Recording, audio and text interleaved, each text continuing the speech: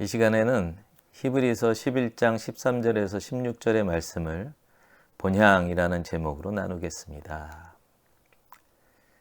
13절입니다. 이 사람들은 다 믿음을 따라 죽었으며 약속을 받지 못하였으되 그것들을 멀리서 보고 환영하며 또 땅에서는 외국인과 나그네임을 증언하였으니. 13절의 앞부분은 이 사람들 모두 믿음을 따라 죽었다고 합니다. 그리고 이어지는 말씀은 이 사람들이 어떤 사람들인지 설명합니다. 이들은 약속들을 받지 못했습니다. 각자가 약속을 붙잡지는 못했다는 말이죠. 그러나 이들은 멀리서나마 세 가지를 행했습니다. 첫 번째로 약속들을 받거나 알았고, 두 번째로 그래서 약속들을 환영했거나 약속들을 반겼고, 세 번째 그 땅 위에서 그들이 이방인이자 나그네라고 인정을 했습니다. 13절 말씀의 결론은 이 사람들은 모두 믿음을 따라 죽었다는 건데, 이 내용은 오늘 말씀의 가장 뒤에서 마지막에서 다루려고 합니다. 우선은 여기서 말하는 이들이 누군지 생각을 해보겠습니다. 앞서 11장 9절은 아브라함과 이삭과 야곱이 이 약속을 공동으로 상속했다고 말합니다. 창세기를 보면 이 세 사람은 하나님으로부터 직접 말씀을 받았습니다. 그리고 12절은 아브라함으로부터 많은 자손이 태어났다고 말합니다. 이 두 가지 내용을 고려하면 본문에서 말하는 이들은 세 사람으로부터 나온 자손들이라고 봐야 합니다. 우리 역시도 믿음의 자손으로 이 사람들 안에 당연히 들어가고 있습니다. 약속을 직접 받고 붙든 세 사람, 아브라함과 이삭과 야곱, 그리고 약속을 직접 받지는 못했지만 하나님의 약속을 받아서 꼭 붙든 그런 조상을 가지고 있는 사람들, 이렇게 두 그룹이 대비되고 있는 것이죠. 이해를 돕기 위해서 요한복음서에 있는 내용을 잠시 살펴보겠습니다. 예수님이 이런 말씀을 도마에게 하셨습니다. 너는 나를 보았기 때문에 믿느냐? 나를 보지 않고도 믿는 사람은 복이 있다. 예수님이 부활하셨을 당시 제자들과 그리고 500여 형제가 부활하신 예수님을 보았습니다. 하지만 현재의 우리는 사역하시는 예수님도 부활하신 예수님도 직접 본 적이 없고 예수님이 하신 말씀을 직접 듣지도 못했습니다. 아브라함의 허다한 자손들도 마찬가지입니다. 아브라함과 이삭과 야곱에게 일어난 하나님과의 만남, 그들이 받아서 꼭 붙잡은 하나님의 약속, 그들에게 베푸신 하나님의 은혜와 기적들과 같은 경험이 자손들에게는 전혀 없습니다.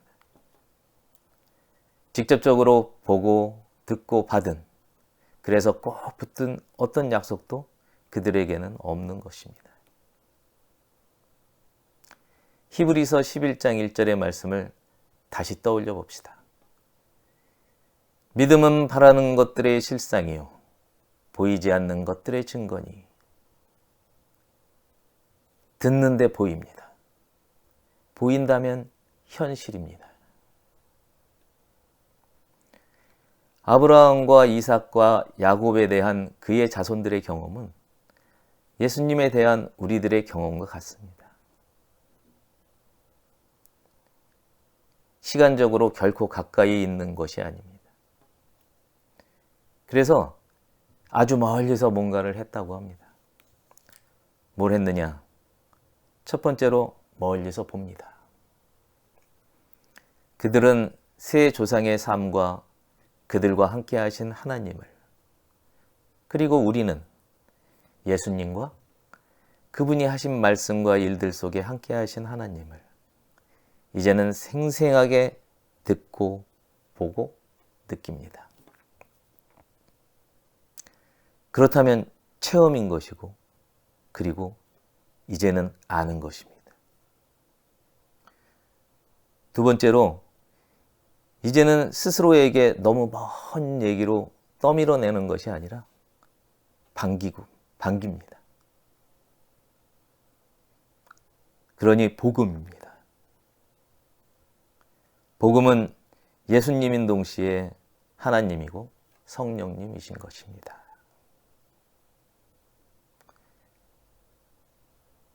예수님이, 하나님이 무지렁이 같은 나를 아시고 성령님이 시궁창 같은 내 안에 계시는 것입니다. 마지막 세 번째로, 시인할 수밖에 없는 사실을 고백합니다. 이 땅은 궁극적으로 그들의 거처가 아닙니다.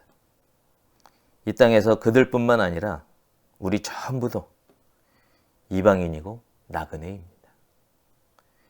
이렇게 시인하는 이유가 14절에 있습니다. 14절을 보겠습니다. 그들이 같이 말하는 것은 자기들이 본향 찾는 자임을 나타냄이라. 헬라어 본문에서는 그래서인지 이 구절이 왜냐하면 이라는 말로 시작을 합니다. 그 땅 위에서 그들은 이방인이자 나그네다 이렇게 고백하는 사람들은 그 속내를 나타내 보일 수밖에 없습니다. 그래서 선언하게 됩니다. 무엇을 선언하느냐? 우리는 고향을 찾고 있다 라는 것입니다. 물론 13절에서 말하는 이방인이라거나 나그네라고 하는 말 자체가 고향을 전제한 말이기도 합니다. 본문에는 고향을 본향이라고 표현하고 있습니다. 구태여 본향이라고 표현하는 이유가 저는 궁금합니다. 아브라함조차도 가나안에서 태어나지 않았으니 가나안이 그들의 고향은 아닙니다. 그런데 하나님이 그들을 가나안으로 가라고 하셨습니다. 가나안에서 태어날 후손에게는 가나안이 고향이 되는 것은 기정사실입니다.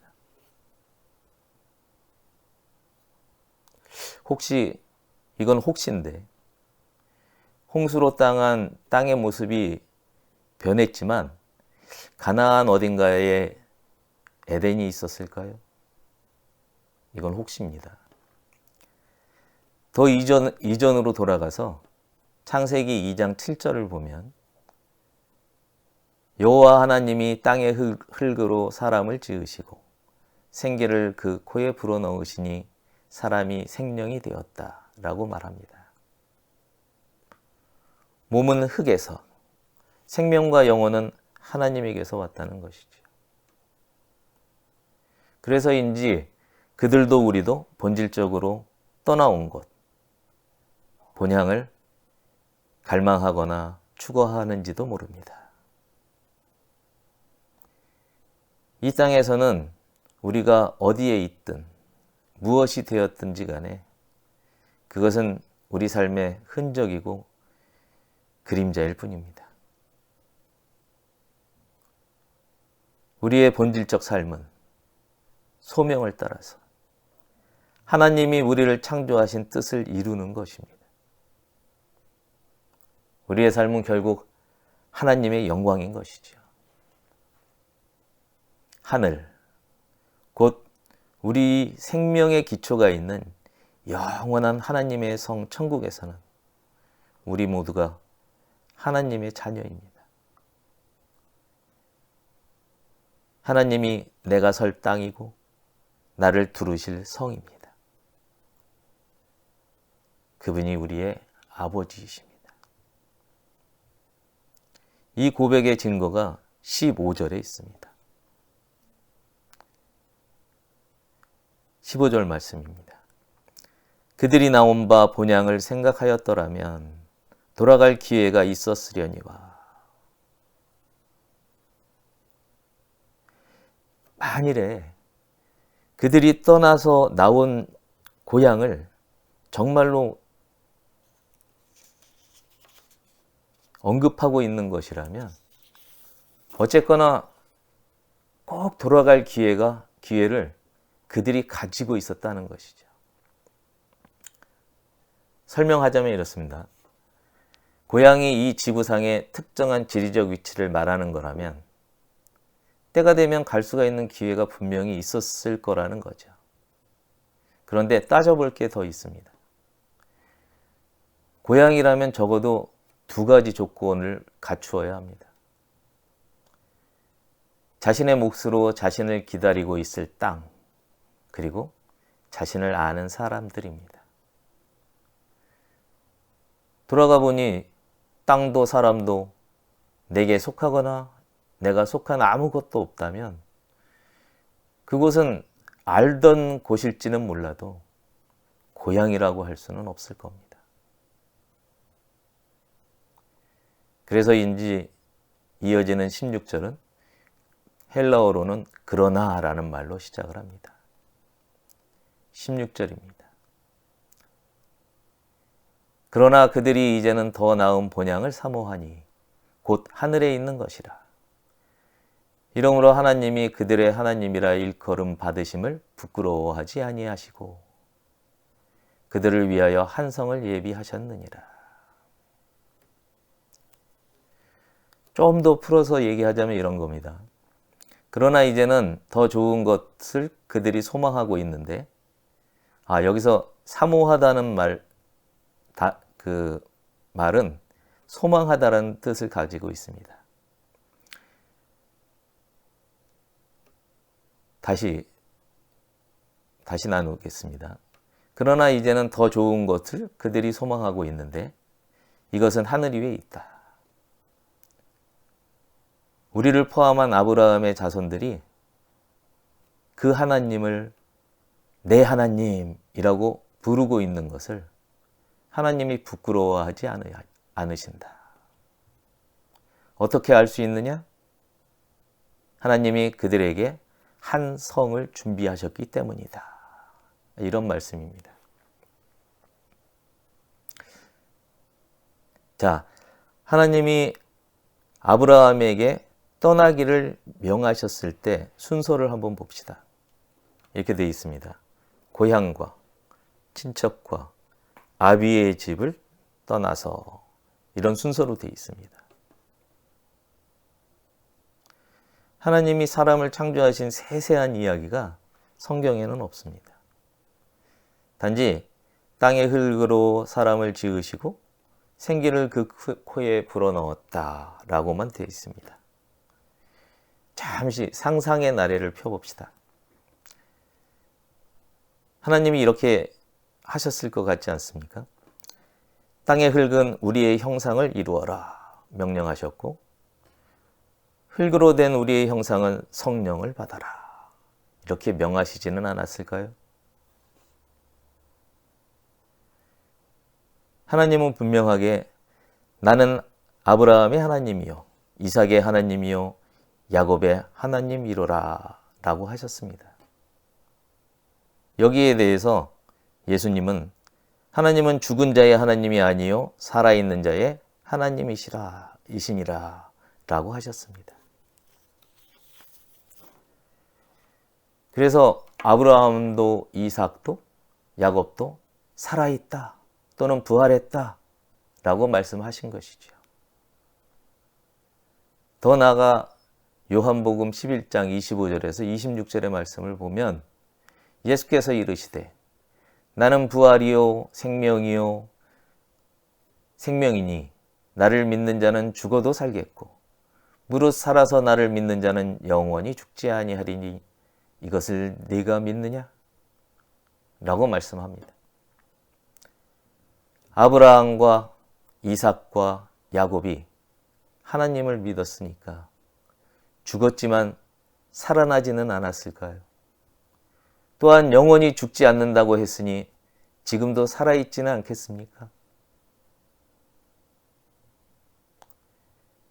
아브라함이 고향으로 돌아가는 과정이 떠날 때의 역순이라면 아비의 집을 통해서 친척을 거쳐 고향으로 가야 할 걸로 생각이 됩니다. 그러려면 당연히 아버지가 살아있을 곳으로 가야겠죠. 그곳은 더 말하지 않아도 알 것 같습니다. 바로 하나님이 계신 곳, 하나님 나라, 곧 천국입니다. 그래서 본문은 그들이 이제는 더 나은 본래의 고향을 소망한다고 말합니다. 그리고 그 성은 하늘 위에 있다고 말합니다. 마찬가지로 앞선 히브리서 11장 10절의 말씀도 아브라함이 천국의 성을 받았다고 말하고 있습니다. 그러니 당연 하나님께서도 이 모든 사람이 하나님을 나의 하나님이라 부르는 것을 부끄러워하지는 전혀 않으실 것입니다. 오히려 영광으로 받으실 겁니다.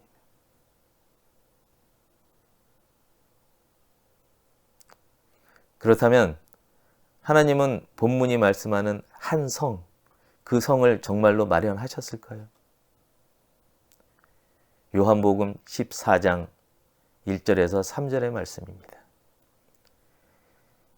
너희는 마음에 근심하지 말라. 하나님을 믿으니 또 나를 믿으라. 내 아버지 집에 거할 곳이 많도다.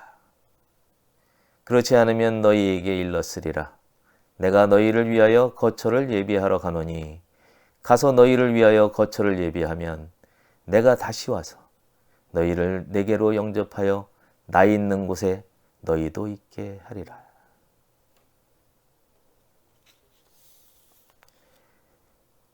이제 다시 13절 첫 문장으로 돌아가겠습니다. 이 사람들, 곧 아브라함과 이삭과 야곱을 멀리서 바라보던 수많은 자손들은 조상의 믿음을 보고 그 믿음을 따라 죽었습니다. 다시 되새겨 봅시다. 나는 부활이요 생명이니 나를 믿는 자는 죽어도 살겠고 무릇 살아서 나를 믿는 자는 영원히 죽지 아니하리니. 우리말에 죽다라는 말의 높임말로 돌아가다라는 말이 있습니다. 죽는 게 아니라 돌아간 겁니다. 돌아갔으니 고향입니다. 사람의 탄생이 하나님의 뜻으로 된 것이면 하나님이 고향이요. 말씀으로 된 것이면 말씀이신 예수님이 고향이고, 사람이 받은 생명과 영원으로 된 것이라면 성령님이 고향입니다. 그리고 돌아간 사람들은 모두 살아 있습니다. 여러분, 훗날 우리 모두가 믿음을 따라서 죽고 그렇게 죽었기 때문에 하나님의 품, 곧 하나님의 성에서 예수님 곁에 함께 하기를 주님의 이름으로 축복합니다.